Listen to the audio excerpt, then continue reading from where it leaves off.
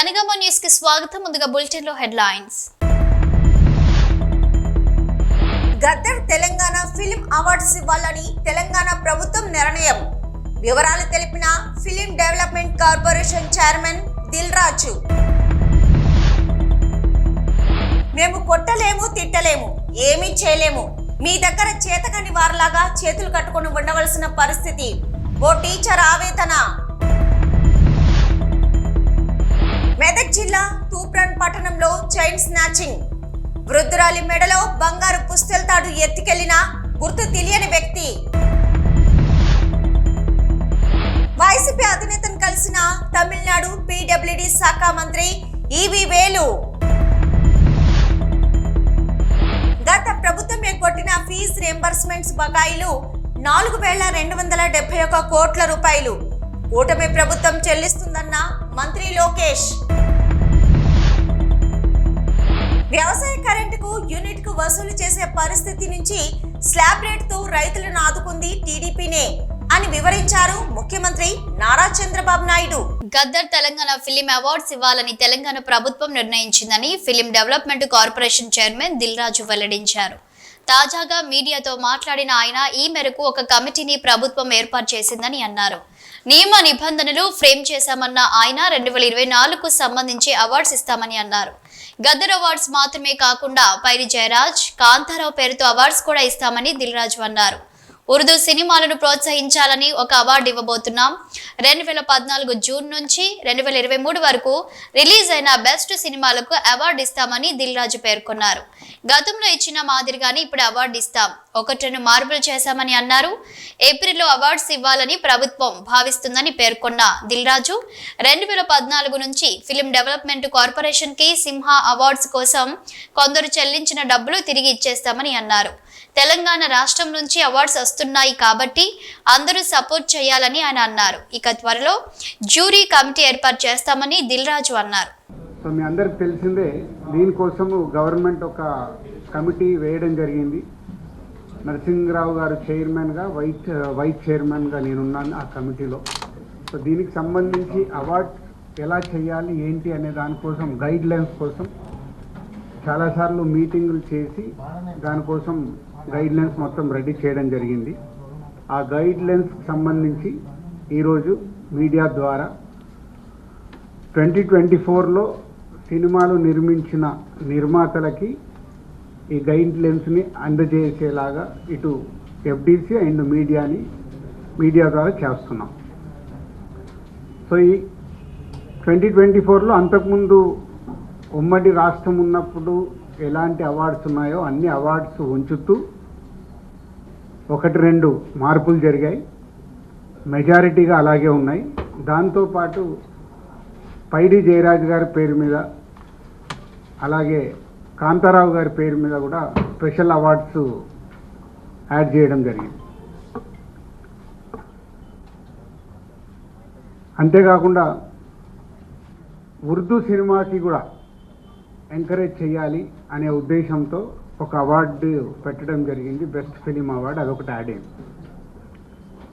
అంతేకాకుండా 2014లో తెలంగాణ ఏర్పాటైన తర్వాత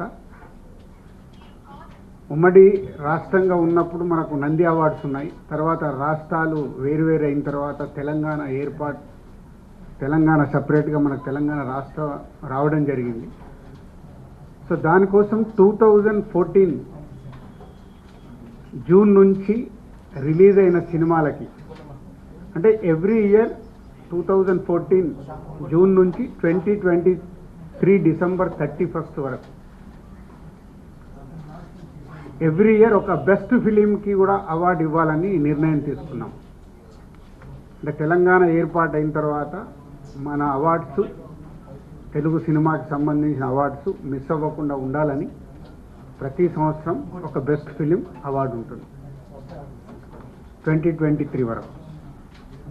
అలాగే 2024 ఇందాక మీకు చెప్పినట్టు అవార్డ్స్ అన్నీ పాత రోజుల్లాగా ఎలా అయితే ఉన్నాయో కొన్ని మార్పులు చేర్పులతో ఫైనల్ చేయడం జరిగింది. ఆ గైడ్ లైన్స్ మీకు ఇప్పుడు మీడియాకు అందజేయడం జరుగుతుంది.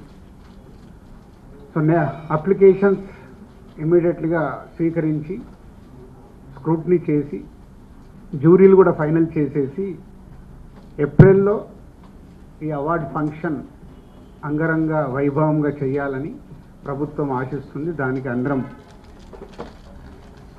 ఎఫ్డీసీ తరపున అలాగే ఫిలిం ఇండస్ట్రీ నుంచి చాలామందిని ఇక్కడ మేము జ్యూరీలాగా తీసుకొని చేసి అవార్డ్స్ అనేటివి నెక్స్ట్ మంత్ బెస్ట్ ఈవెంట్ చేయాలని గవర్నమెంట్ ఆశిస్తుంది. దానికి మేము కంప్లీట్ చేయాలని ఈ రోజు నుంచి కంకణం కట్టుకున్నాం. ఇవన్నీ మీకు ఇప్పుడు ఎఫ్డీసీ నుంచి మొత్తం ఎలాంటి గైడ్ లైన్స్ ఉన్నాయి ఏంటి అనేది మీకు అన్నీ ఇవ్వడం జరుగుతుంది. అలాగే 2014 నుంచి కొన్ని ఎఫ్డీసీకి అప్పుడు బీఆర్ఎస్ గవర్నమెంట్ ఉన్నప్పుడు సైమా అవార్డ్స్ అని ఒకటి వాళ్ళు డిస్కషన్ జరిగినప్పుడు కొంతమంది ఎఫ్డీసీకి అవార్డు దానికోసం సిమ్మా అవార్డ్స్ అనుకున్నప్పుడు దానికి కొంతమంది ఎఫ్డీసీకి అవార్డ్స్ కోసం అప్లికేషన్తో పాటు సమ్ అమౌంట్స్ పే చేశారంట. అలాంటివన్నీ 2024 కంటే ముందు ఏవైతే అలాంటి ఏమైనా పే చేసినవి ఉంటే ఎఫ్డీసీ నుంచి వాళ్ళకి అవి తిరిగి ఇవ్వడం జరుగుతుంది. ఎందుకంటే 2024 అవార్డ్స్ మనం కండక్ట్ చేస్తున్నాం కాబట్టి ముందు ఎవరైనా అలా పే చేసి ఉంటే వాళ్ళ అమౌంట్స్ తిరిగి ఇవ్వడం జరుగుతుంది. దీన్ని వాళ్ళు ప్రభుత్వం చూస్తున్నది అర్థం చేసుకొని వాళ్ళు ఎలాంటి కాంట్రవర్షియల్స్గా చూడకుండా ఒకసారి ఇక్కడ మళ్ళీ తెలంగాణ రాష్ట్రం నుంచి అవార్డ్స్. విజయనగరం జిల్లా బొబ్బిలి మండలం పెంట జిల్లా పరిషత్ ఉన్నత పాఠశాలలో విచిత్ర ఘటన చోటు చేసుకుంది. హెడ్ మాస్టర్ రమణ విద్యార్థులకు దండం పెట్టి గుంజీలు తీశారు. మేము కొట్టలేము, తిట్టలేము, ఏమీ చేయలేము. మీ దగ్గర చేతకాని వారిలాగా చేతులు కట్టుకుని ఉండాల్సిన పరిస్థితి వచ్చింది మాకు అంటూ విద్యార్థుల వద్ద ఆవేదన వ్యక్తం చేశారు. ఉదయం ప్రార్థన సమయంలో రమణ సాష్టాంగ నమస్కారం చేసి గుంజీలు తీశారు. మాకు చేతనైన వరకు మేము చేస్తున్నాం. మీ పిల్లల్ని మీరు కంట్రోల్ చేయకపోతే పాఠశాలకు పంపించడం వృధా అవుతుందని విద్యార్థుల తల్లిదండ్రులను ఉద్దేశించి వాపోయారు ఆయన. మేము కొట్టలేము, తిట్టలేము, ఏమీ చేయలేము. మీ దగ్గర చేతగానంలో చేతులు కట్టుకుని ఉండాల్సిన పరిస్థితి వచ్చింది మాకు. అంటే ఇంత చెప్తున్నా కూడా ఒకటిలో ప్రవర్తనలో మార్పు లేదు, ఒక చదువులో మార్పు లేదు, ఒక రైటింగ్ స్కిల్ లేదు, రీడింగ్ స్కిల్ లేదు. అసలు ఏంటి ప్రాబ్లం? మీదా మాదా? మాదేనా? మాదైతే చెప్పండి. మీ అందరికీ చిన్న దండం పెట్టి పడుకుని పెట్టేస్తాను. మీ అందరికి దండం పెట్టేసి వదిలేస్తాను. లేదంటే ఇలా నేను తీసుకుంటాను. మరి గుంజలు లేనా మీకు అందరికి కూడా? మీ నేనే పనిష్మెంట్ వేసుకోండి.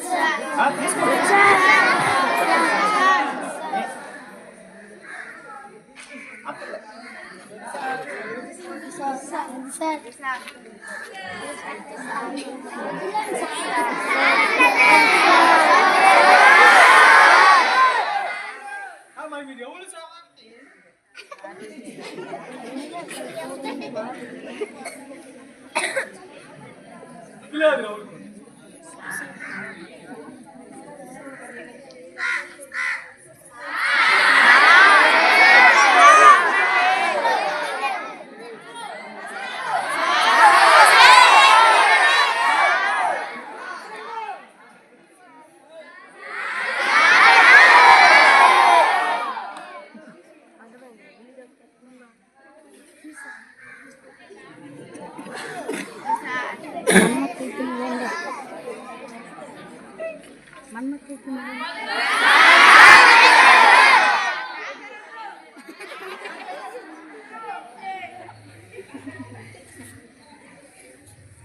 ప్రియమైన తల్లిదండ్రులారా, మాకు చేతనైనంత వరకు ఇక్కడ మేము చేస్తున్నాం.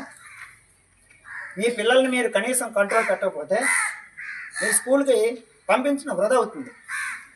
ఎందుకంటే ఇక్కడ మా ఉపాధ్యాయులు మేము ఎంత కష్టపడి పనిచేసినా కూడా ఎలాంటి ప్రయోజనం ఉండదు. మీరు మీ పిల్లల్ని అదుపులో పెట్టుకోకపోతే మీరు పాఠశాలకు పంపించడం వృధా అవుతుంది. ఇది మైండ్లో పెట్టుకుని మీరందరూ కూడా మీ పిల్లల్ని చదువు కోసం పంపిస్తే శ్రద్ధగా ఇంటి దగ్గర చదివించండి. ఇంకా దేనికోసమైతే పంపిస్తే పాఠశాలకు పంపించొద్దు. ఇది నా యొక్క విజ్ఞప్తి. ఓకే. మెదక్ జిల్లా తూప్రాన్ పట్టణంలో చైన్ స్నాచింగ్ ఘటన చోటు చేసుకుంది.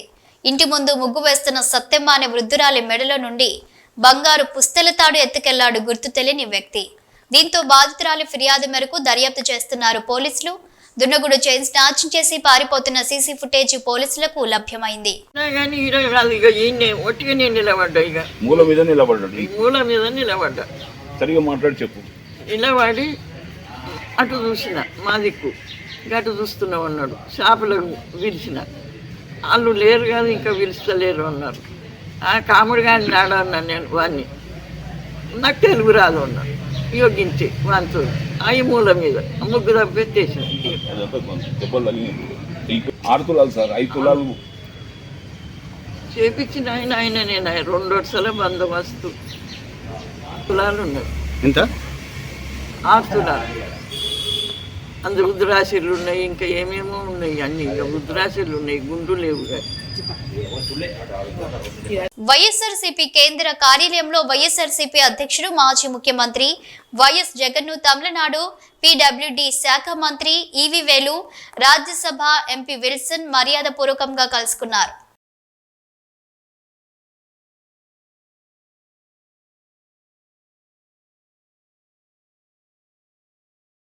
గత ప్రభుత్వం ఎగ్గొట్టిన 4,271 కోట్ల రూపాయల ఫీజు రియంబర్స్మెంట్స్ బకాయిలను కూటమి ప్రభుత్వం చెల్లిస్తుందని అన్నారు మంత్రి నారా లోకేష్. ఇది మనందరి మంచి ప్రభుత్వం అని, విద్యార్థులకు అండగా నిలుస్తున్న కూటమి ప్రభుత్వం అని తెలిపారు నారా లోకేష్.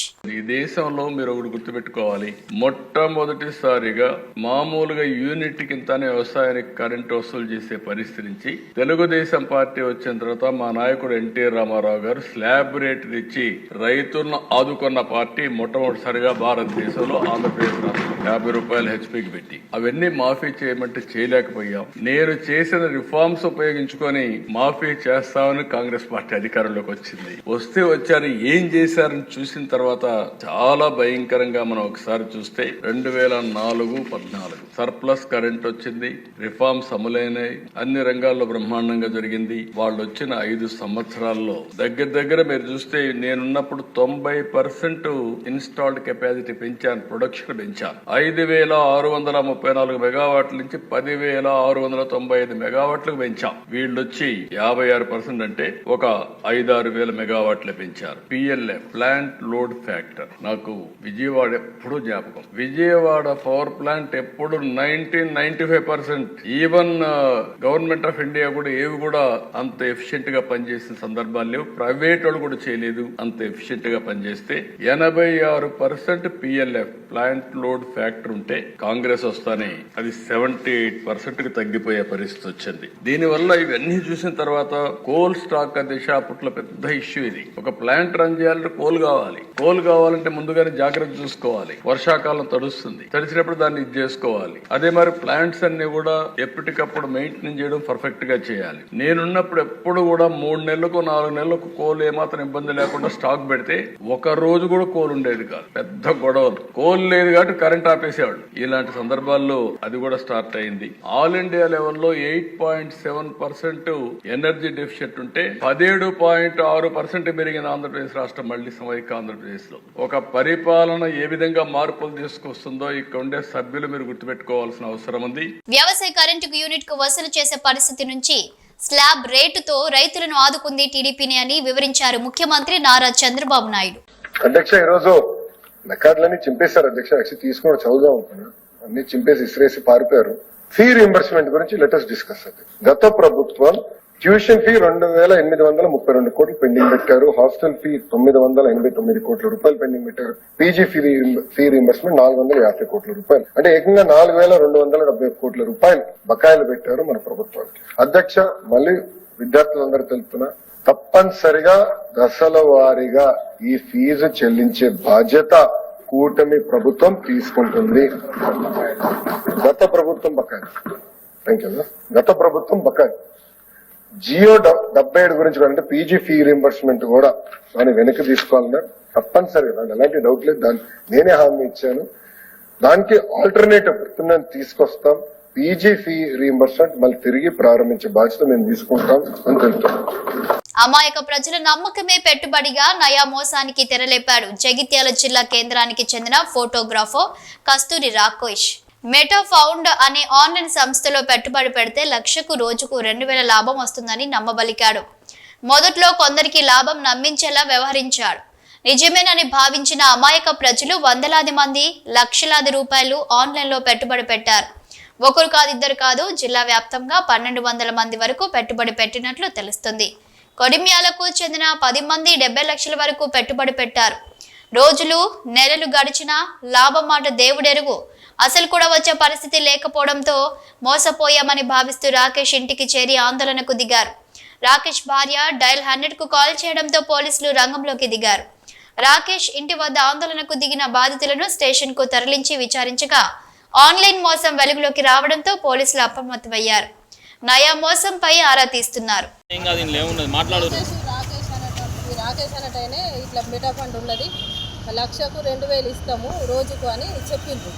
అది పిల్లలకు చెప్పిండు అన్నట్టు, యూత్కు చెప్పే వరకు వాళ్ళకి ఏం తెలుసు, దుబాయ్ ట్రిప్పు, సింగపూర్ ట్రిప్పు, ఇంకా మలేషియా అనుడు, ఎన్నో అనుడట. అవన్నీ అంటే ఆ పిల్లలు కదా పాపం, వాళ్ళకి ఏం తెలుసు. ఆ తెల్లదాకా పొద్దుదాకా కష్టపడి చేసుకున్నారు. ఇక వేసినాక తెల్లవారి నుంచే 7 లక్షలు వేసినాం మేము. మా ఊరి తరఫున 70 లక్షలు మొత్తం. ఇక వాడు మా అయితే 7 లక్షలు. వేసినాక తెల్లారుస్తుంది ఇక బ్యాన్ అయింది మొత్తం. 1 రూపాయి లేదు, ఏది లేదు. అడిగితే రేపు మాపు అనుడు ఇట్లనే ప్రతి రోజులు ఎన్ని నెలలు అవుతుంది గడిపిండు. ఇక లాస్ట్ ఫైనల్ ఏమన్నా మరి ఇల్లు వెతికి వద్దామని ఇక్కడ దాకా వచ్చినాము. ఇక రాగానే వాడు ఎక్కడికో ఆనంద్ భవన్ అని చెప్తున్నాడు. అటు ఇటు 4 మాటలు తింపిండు. ఆడో గంట సేపు ఉన్నాం, ఇక్కడ ఇంటికాడ ఉన్నాం. వాళ్ళ భార్య నాట పోలీసులకు 100కు డయల్ చేస్తే వాళ్ళు వచ్చి మమ్మల్ని కిందికి తీసుకొచ్చారు. మళ్ళీ ఇది స్టోరీ. మా పైసలు మాకు ఇప్పియాలి, తెలిసో తెలియక పెట్టినందుకు తప్పే మాది. కానీ మాకు మనుషులు అన్నప్పుడు ఆశ కాబట్టి ఏదో పిల్లగాళ్ళకు తెలియక పెట్టినది. మేము పెద్దోళ్ళం అయితే పెట్టకపోదాము, పిల్లగాళ్ళకు తెలియక పెట్టింది కాబట్టి మా పైసలు మాకు ఈ టైం వేస్ట్ అయింది చాలు. అది ఎక్కువ పైసలు వద్దు, మేము ఎన్ని ఇచ్చినామో దాన్ని మాకు ఇప్పిస్తే చాలు, అంతే. ఎంతమంది ఉంటారు ఇట్లా బాధితులు? 10 మంది ఉన్నాం. 1200 మంది ఉన్నారు. జగిత్యాల జిల్లా మొత్తంలో 1200 మంది ఉన్నారు సార్. మా కొడిమ్యాల నుండి 10 మంది ఉన్నాము. మా తరఫున కొడిమ్యాల గ్రామం నుండి 70 లక్షల రూపాయల దాకా మేము పెట్టినాము. దానిలో నాది ఒక 22 లక్షల రూపాయలు రావాలి సార్ నాకు. నేను చాలా రోజుల నుండి అడుగుతున్నాము. మా team leader Tirupati Reddy plus Rakesh, ఈ లోకేష్ అని 3 వ్యక్తులతో మాకు ఇబ్బంది అవుతుంది. మా పైసలు మాకు వాటి మీద లాభాలు అవసరం లేదు, ఏది అవసరం లేదు. మాకు ఇస్తాన డబ్బులే మాకు ఇవ్వాలని చెప్పి దయచేసి మీడియా పరంగా మేము అందరినీ రిక్వెస్ట్ చేస్తున్నాం సార్. దయచేసి మా డబ్బులు మాకు ఇచ్చేది, లేదంటే మేము ఇజ్జత్ మానం పోతుంది సార్. బయట అప్పులు తెచ్చి బంగారం తాకట్టు పెట్టినాం సార్. ఇలాంటి పరిస్థితులు రాకుండా జర ఎస్పీ గారు, డిఎస్పీ గారు, సిఐ గారు అందరు చొరవ తీసుకొని మా పైసలు మాకు ఇచ్చేయాలని కోరుతున్నాం. ఎంతమంది?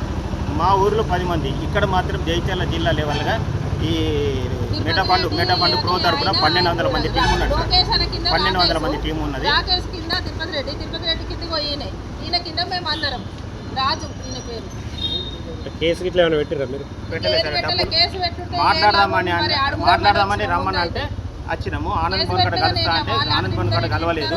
కలవకపోతే ఇల్లు తెలుసు కదా, ఇక్కడనే వచ్చి డబ్బులు పెట్టినాం. ఈ డబ్బుల గురించి అడుగుదామని ఇంటికి వస్తే తను లేడు, వాళ్ళ భార్య ఉన్నది. ఆమెను అడిగినాం. అడిగితే ఆమె 100 చేసి మా మీద కేసు రాకేష్ అన్నట్టు అన్నాడు. ఏమంటుండు? 50,000 లక్ష మేము పోలీసు వాళ్ళకి ఇస్తే వాళ్ళు మమ్మల్ని ఆయన నిడిచిపెట్టాట, మమ్మల్ని బట్టి అని లేస్తారట లోపల. రాండ్రమ్మ మీరు రాండి, పైసలు ఇస్తా అన్నాడు. పోలీసు వాళ్ళకి ఇస్తాడట. ఏ స్టేషన్ పోతే ఆ స్టేషన్లు ఇస్తాడట. మరి అవేందుకు? జగిత్యాల జిల్లా కోరుట్లలో దొంగలు రెచ్చిపోయారు. ఉదయం పూట రామ్నగర్ కాలనీలో తాళం వేసిన ఇంట్లో చొరబడి భారీ చోరీకి పాల్పడ్డారు. జ్యోతి అనే మహిళ ఉదయం తన కూతురు ఇంటర్మీడియట్ సెకండ్ ఇయర్ ఎగ్జామ్ కోసం వెళ్ళగా ఆమె బట్టల షాప్ కు వెళ్ళింది. ఇంటికి తిరిగి వచ్చేసరికి డోర్కు ఉన్న తాళం పగులగొట్టి ఉండడంతో ఇంట్లోకి వెళ్లి చూసింది. ఇంట్లో ఉన్న 4 లక్షల నగదు, 2 తులాల బంగారం దొంగలు ఎత్తుకెళ్లినట్లు తెలిపారు.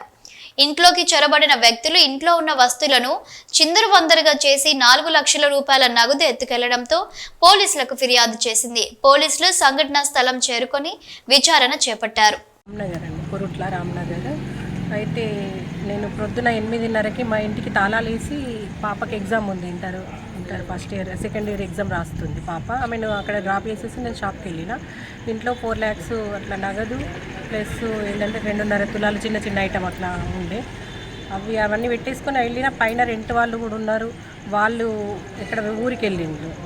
ఇవల్ల 10:30కి అట్లా ఊరికి వెళ్ళిన తర్వాత 10:30 వరకు అసలు వాళ్ళు ఇంట్లో ఉన్నారు. తర్వాత ఒక 12:30 దాకా ఇంట్లో ఎవరు లేరు. 12:30కు పాప వచ్చేసరికి తాళాలు 2 వలగొట్టున్నాయి. బయట గేట్ ఇది తాళం అట్లనే ఉంది. లోపల డోర్వి ప్లస్ బెడ్రూమ్లో కూడా నేను డబ్బులు ఉన్నాయి కాబట్టి బెడ్రూమ్ కూడా తాళం వేసిన. ఆ తాళం కూడా వలగొట్టి మొత్తం చిందరవందరగా బట్టలన్నీ చిందరవందర వేసి అన్నీ మొత్తం ఐటమ్స్ అన్నీ వడగొట్టేసి అమౌంట్ తీసేసుకున్నారు, గోల్డ్ తీసేసుకున్నారు. ఇంకేం వేరే రూమ్లలో ఏం జరగలేదు. ఒక అమౌంట్ దొరకగానే వాళ్ళు వెళ్ళిపోయినట్టున్నారు. 4 లక్షల అమౌంట్ ఉంది. నేను వేరే దగ్గర కట్టేది ఉంటే తీసుకొచ్చిన, ఈరోజు కట్టేది ఉంది సార్. వాటికి కూడా ప్రూఫ్స్ ఉన్నాయి. అవి కూడా చిన్న చిన్న ఐటమ్స్ ఉన్నాయి. అవి గోల్డ్ అంటే చిన్న 2 జతల కమ్మలు, అట్లా చిన్న గుండ్ల పేరు అట్లాంటివి ఉన్నాయి సార్. వరల్డ్ కిడ్నీ డే సందర్భంగా గుంటూరు జిల్లా మంగళగిరిలోని ఎయిమ్స్ ఆధ్వర్యంలో ఆసుపత్రి సిబ్బంది ఈ ఉదయం వాగ్దాన్ ర్యాలీ నిర్వహించారు. ప్రతి ఒక్కరూ తమ ఆరోగ్యాన్ని కాపాడుకోవాలని, జంక్ ఫుడ్, ఫాస్ట్ ఫుడ్స్ కి దూరంగా ఉండాలని ఈ సందర్భంగా ఎయిమ్స్ వైద్యులు చెప్పారు. ఒకసారి సమస్య వస్తే అవి దీర్ఘకాలపు వ్యాధికి దారితీస్తాయన్నారు. ఈ అవగాహన కార్యక్రమంలో ఎయిమ్స్ డాక్టర్లు, సిబ్బంది పాల్గొన్నారు.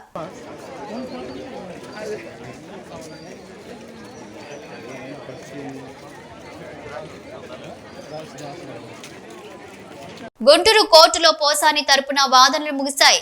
జడ్జి ముందు కన్నులు పెట్టుకున్నారు పోసాని. తప్పు చేస్తే శిక్షించండి, అంతేకాని ఇలా ఇబ్బంది పెట్టవద్దు అంటూ ఆవేదన వ్యక్తం చేశారు పోసాని మురళీకృష్ణ. నా ఆరోగ్యం బాగోలేదు, 2 ఆపరేషన్లు అయ్యాయి, స్టంట్లు పెట్టారు అని కోర్టులో చెప్పారు ఆయన. 2 రోజుల్లో బెయిల్ రాకపోతే ఆత్మహత్య ఒకటే నాకు శరణ్యమని అన్నారు.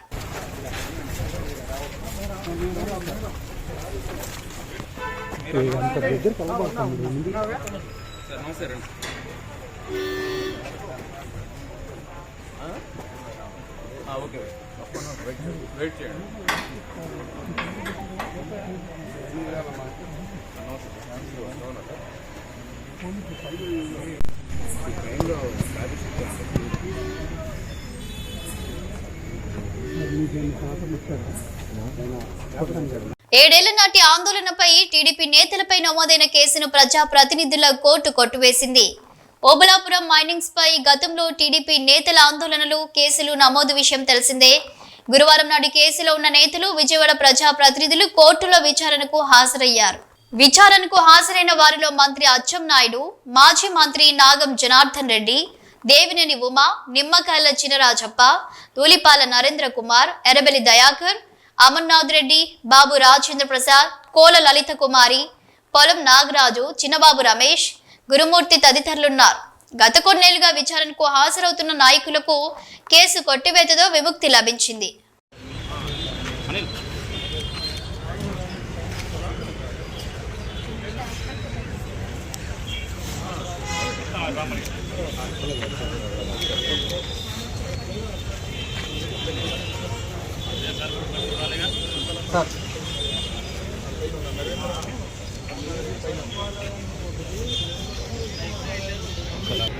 తిరుమల తిరుపతి దేవస్థానం ఆధ్వర్యంలో మార్చి 15న వెంకటపాలెంలో నిర్వహించనున్న శ్రీనివాస కళ్యాణోత్సవానికి దేవాదాయ శాఖ మంత్రి ఆనం రామనారాయణ రెడ్డికి టీటీడీఓ, జేఈఓలు అధికారికంగా ఆహ్వానం అందించారు. ఈ సందర్భంగా మంత్రి ఆనంతో టీటీడీ అధికారులు సమావేశమై కళ్యాణోత్సవ ఏర్పాట్లు, భక్తుల సౌకర్యాలు, స్వామివారి కళ్యాణ వేదిక ఏర్పాట్ల గురించి వివరంగా చర్చించారు. భక్తులకు ఎలాంటి అసౌకర్యం కలగకుండా క్రమబద్ధమైన ఏర్పాట్లు చేయాలని మంత్రి సూచనలు ఇచ్చారు.